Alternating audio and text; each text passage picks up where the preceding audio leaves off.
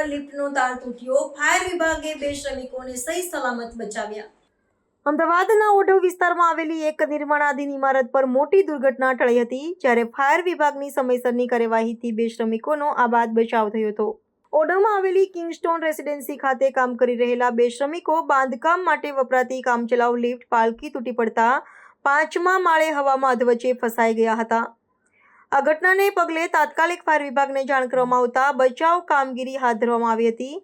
આ બનાવની વિગત એવી છે કે બંને શ્રમિકો બાંધકામની કામગીરી માટે વપરાતી લિફ્ટ પર કામ કરી રહ્યા હતા।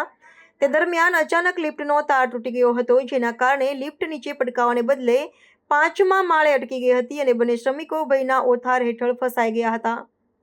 ઘટનાની જાણ થતાં જ ઓઢવ અને નિકોલ ફાયર વિભાગનો સ્ટાફ તાત્કાલિક ઘટના સ્થળે દોડી આવ્યો હતો અને બચાવ કામગીરી શરૂ કરી હતી।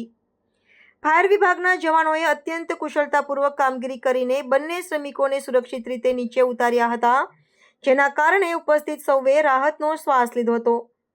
આ ઘટનાએ ફરી એકવાર નિર્માણાધીન સ્થળો પર શ્રમિકોની સુરક્ષા અને સાધનોની યોગ્ય જાળવણીના મુદ્દાને સામે લાવ્યો છે। ફાયર વિભાગની ત્વરિત અને સફળ કામગીરીને કારણે 2 નિર્દોષ શ્રમિકોનો જીવ બચી ગયો હતો।